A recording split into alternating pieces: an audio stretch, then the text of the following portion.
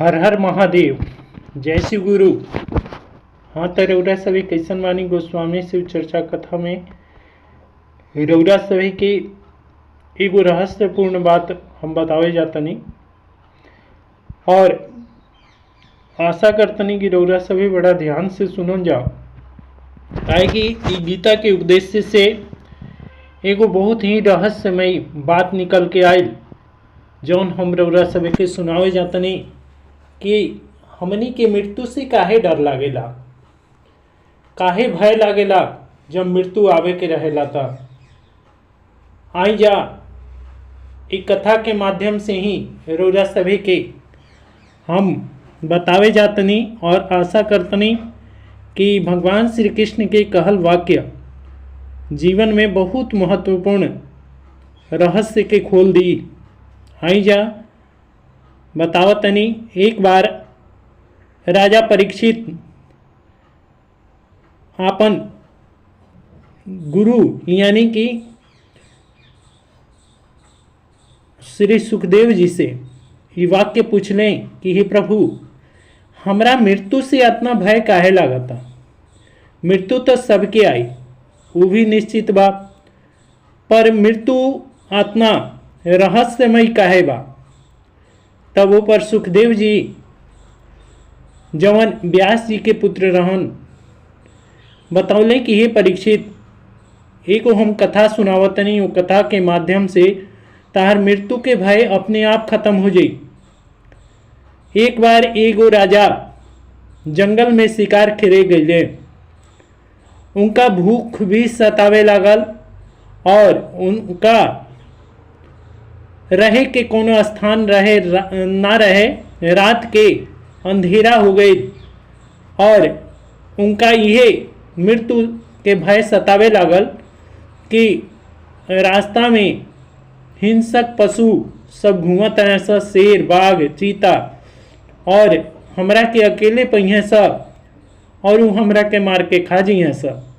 ये रहस्य के सोचत सोचत वो जंगल से रास्ता भटक गए और आपन जितना भी सैनिक रहन उहन जना से बिछुड़ गए और बिछुड़ के चल गए दूर दराज जंगल के बिल्कुल मध्य भाग में।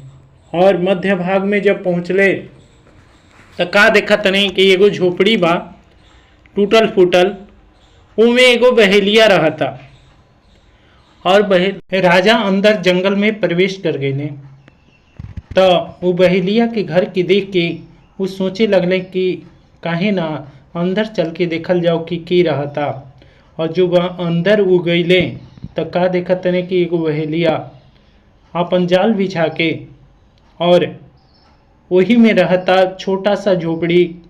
एक तरफ मल मूत्र त्यागे के कोठारी बनल बा और दूसरा छत पर वो मांस के घर बनौले बा और वही गंध वाला घर में पूरा चारों तरफ दुर्गंध फैलल बा और उजा उ रहता।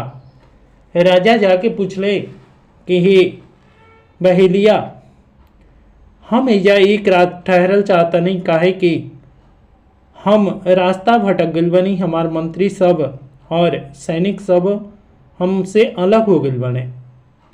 तब वो बहेलिया कलश की ही राजन, एजा रहला में हमारा कोनो कष्ट नइखे, रौरा रह सकतनी, बाकी काल ई दुर्गंध जौन आवता, ई दुर्गंध राउर जीवन भर के जकड़ ली और रौरा एजा से जा ना पाइम अपना राजमहल में। और जब राजमहल में रौरा ना जा पाइम तब बताई कि अगर एजा रहम तो रौरा ई दुर्गंध के रोज देखे के परी, सहे के परी और एकरे बीच ही रौरा जीवन व्यतीत करे के परी। तो ये बताई कि रौरा कैसे रहम। राजा कहें कि ना, हम सिर्फ एक रात खातिर ठहरल चाहता नहीं, काहे कि हम रास्ता भटकल बनी।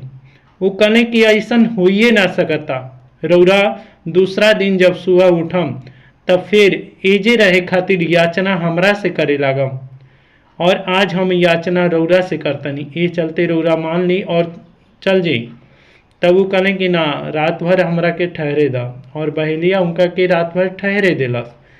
जब सुबह भइल, जब बहेलिया उनका के जगौलस, तब उनकर जाग खुलल और ऊ ओइजे रहे के ओकर याचना करे लगले कि हमरा के इजे रहे दा, हम नहीं जाइल चाहत अपना राजमहल में। और बहेलिया बार बार कहता कि अरे मलमूत्र के घर में और मलमूत्र के कोठारी ओइजे खाना के रौरा देखा तनी कि बनल बा, और वही मलमूत्र में रौरा रहे के खातिर कैसे तैयार बनी, कैसे दुर्गंध में रहे के खातिर रौरा तैयार बनी, रौरा मत रही। और वो कहत रहे कि ना हम इजे रहम। ये बात के बहेलिया बार बार समझावता, बाकी राजा समझे खातिर तैयार नहीं खन। तब ओकरा बाद ऊ बहेलिया ई रहस्य के राजा के ऊपर खोले खातिर तैयार हो गई और कहता कि हम रौरा के समझातनी कि आखिर रौरा इजा रहे खातिर काहे तैयार बनी। राजा के जब आपन ज्ञान भइल कि हम तो राजमहल में रहे वाला और हम बहेलिया के घर में काहे खातिर रहे खातिर तैयार बनी, तब वो बहेलिया से पूछे लगने कि आखिर ये घर के रहस्य का बा। तब एकरा बाद परीक्षित जी कहे लगने कि ही प्रभु, ये घर के यानी कि जौन रौरा मलमूत्र के घर बतौनी है बहेलिया के, एकर असली रहस्य का बा। तब जौन श्री सुखदेव जी रहन कहले कि परीक्षित, इहे तारा संगे भइल बा। कहतने कि एकर अभिप्राय का बा प्रभु। तब सुखदेव जी बतावतनी कि देखी, ई जौन आत्मा बा ई राजा है, और ई शरीर जौन है ई हमनी के बहेलिया के घर है, जौना में एक तरफ मलमूत्र बा, दूसरा तरफ हमनी के खाना जौन खानी जा उहो वही कोठारी में रहेला, और पीभ मज्जा कई तरह के दुर्गंध से भरल ये अंदरूनी शरीर बा, और वही में आत्मा रह के तंग हो गई बा। फिर भी आत्मा इस शरीर के छोड़ल नहीं चाहत, और वो बार बार निकलल के कोशिश करता, फिर भी ई मन रूपी पांचों जौन इंद्रिय बा एकरा के एजा रहे खातिर विवश करता। काहे कि ओकरा के ऊ कहता कि इहे तार घर है, इहे मृत्यु के रहस्य है, और जैसे कि तू ई विषय वासना में पड़ल बड़ा, तू इस शरीर के छोड़ल नहीं का चाहत, और तारा मृत्यु से यही चलते भय लागता। रहस्य इहे मृत्यु के बा, और अगर तू ये मृत्यु के जान गईला तब तारा ये शरीर के छोड़े में कोनो कष्ट ना होई। काहे कि ये पीभ मज्जा और दुर्गंध से भरल ई शरीर बा, और एमे तरह तरह के बर बीमारी सब चीज बा, भरल पूरल बा। एमे कोनो चीज सुख के साधन हमरा नहीं दिखाई देत। हे परीक्षित, अब तू बतावा कि का इस शरीर के छोड़ल चाहता रह।